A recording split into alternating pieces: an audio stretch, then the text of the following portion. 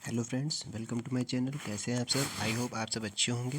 तो फ्रेंड्स, आज की इस वीडियो में हम पढ़ने वाले हैं किरचॉफ के दो नियम, किरचॉफ के प्रथम नियम और किरचॉफ का द्वितीय नियम। क्या था? तो किरचॉफ थे एक वैज्ञानिक, उन्होंने दो नियम अपने दिए थे धारा से संबंधित। ठीक है, तो पहला नियम दिया था, उसको बोलते हैं किरचॉफ का प्रथम नियम। इसको हम लोग बोलते हैं दोस्तों धारा का नियम या संधि का नियम भी बोलते हैं। संधि का नियम क्यों बोलते हैं और धारा का नियम क्यों बोलते हैं, अभी मैं आपको इसका बारे में बताता हूँ। दूसरा नियम था किरचॉफ का नियम, उसका बोलते हैं हम लोग वोल्टता का नियम।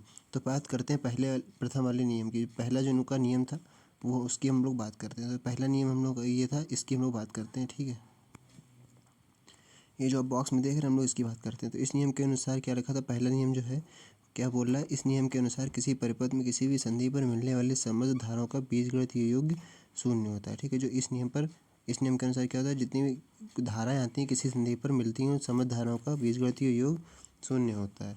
ठीक है, तो ये देखिए यहाँ से जैसे I1 और I2, यहाँ जितनी भी आगमित धारा यहाँ पर देखो, आप ऐसे बोल सकते हैं आगमित धारा इक्वल टू निर्गत धारा के योग का योग। यानी आगमित धारा यहाँ पर देख सकते हैं आप, आगमित धारा कौन सी I1 आ रही है, एरो अंदर की ओर बना यानी कि आ रही है वो। और देखिए इसमें भी एरो अंदर की ओर बना यानी I1 और I2 आ रही है। बाकी देखिए इसमें एरो उल्टा बना यानी कि जाने का इंडिकेट कर रहा है। इसमें भी बाहर जाने को इंडिकेट कर रहा है, ये भी बाहर जा रहा है। ठीक है, ये दोनों एरो अंदर आ रहे हैं। ठीक है, तो ये हमारा किरचॉफ का नियम होता है। I1 और I2 जो है वो अंदर आ रहे हैं और I3 I4 और I5 बाहर जा रहे हैं। और मिल कहाँ रहे हैं, सब एक पॉइंट पर मिल रहे हैं। किस पॉइंट पर मिल रहे हैं, संधि O पर मिल रहे हैं।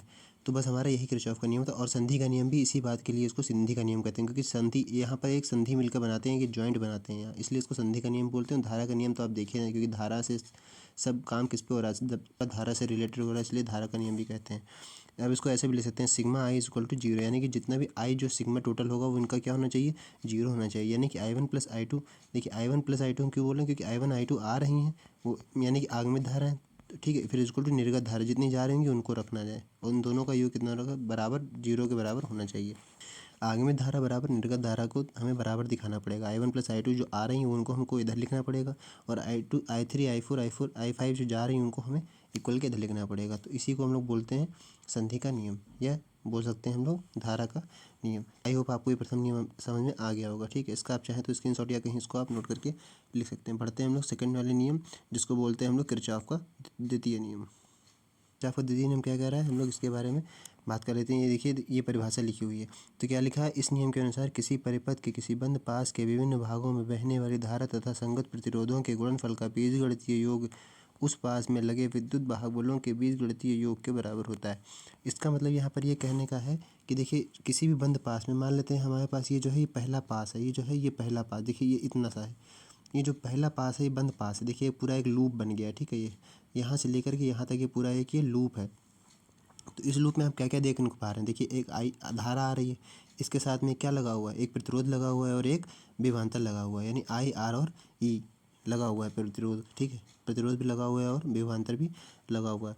तो यहाँ पर क्या बोला, देखिए किसी परिपथ के बंद पास के विभिन्न भागों में बहने वाली धारा, विभिन्न भाग में, एक इसमें बह रही है, इसमें बह रही है। पहले इस वाले की हम बात कर लेते हैं। तो इसमें कौन सी धारा बह रही है, धारा तथा संगत प्रतिरोधों के गुणनफल का बीजगणितीय योग। इसमें धारा तथा संगत जो इसके साथ के प्रतिरोध होगा, उन दोनों का क्या होगा, गुणनफल होगा। ठीक है, देखिए लिखा हुआ है गुणनफल का बीजगणितीय योग, इन दोनों का गुणनफल, उन दोनों का बीजगणितीय योग उस पास में लगे विद्युत वाहक बलों के बीजगणितीय योग के बराबर होता है। जो इन दोनों पास, जो दोनों पास में विद्युत वाहक बल लगे हुए हैं, इन दोनों के बीजगणितीय योग के बराबर होता है। मतलब ये कहने का है, अगर हम ये सेकंड वाला भी देख लें, ये सेकंड वाला पास भी देख लें। ठीक है, तो इसमें क्या कह रहा है, देखिए दो धाराएं आपको देखने को मिलेंगी, एक I1 है और ये एक I2 है। इसको हटा देते हैं थोड़ी देर के लिए। अब आप देख सकते हैं यहाँ पर, देखिए ये जो है I1 है और ये I2 है, और ये E1 है और ये E2 है। दोनों पास हैं, पास 1 और पास 2।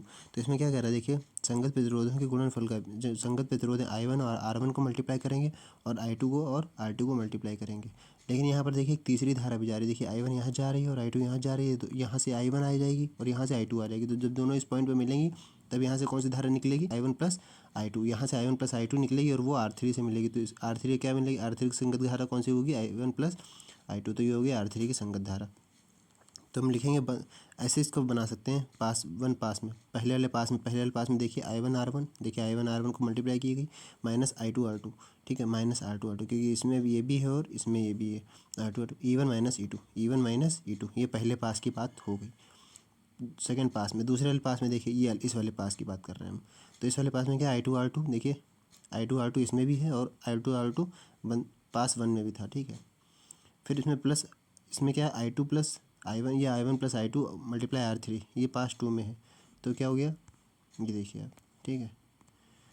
I2R2 इसमें भी है, ठीक है, I2R2 इसमें भी है और I1 plus I2 multiply R3 के साथ ये वाली हिदार है, तो ये किसके बराबर हो गया, केवल E2, क्योंकि इसमें क्या मिल रहा है, केवल E2 मिल रहा है, E1 तो ऊपर वाले में था, तो E1 माइनस E2 हो गया, तो इसमें केवल E2 है, ठीक है। तो ये हो गया।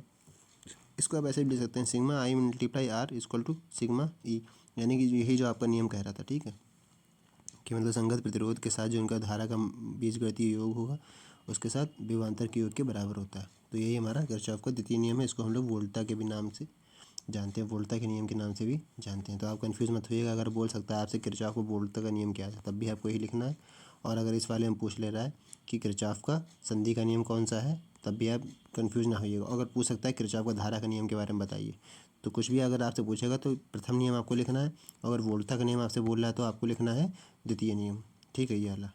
ठीक है, आई होप आपको इस वीडियो में किरचॉफ के दोनों नियम के बारे में कन्फ्यूजन जो होगा सब क्लियर हो गया होगा, ठीक है। अगर चैनल पर नए हैं तो चैनल को सब्सक्राइब कीजिए और वीडियो अच्छा लगा तो वीडियो को लाइक कीजिएगा। मैं इस तरह की और भी वीडियो लाता रहता हूँ, ठीक है। तो मिलते हैं नेक्स्ट वीडियो में, तब तक के लिए धन्यवाद।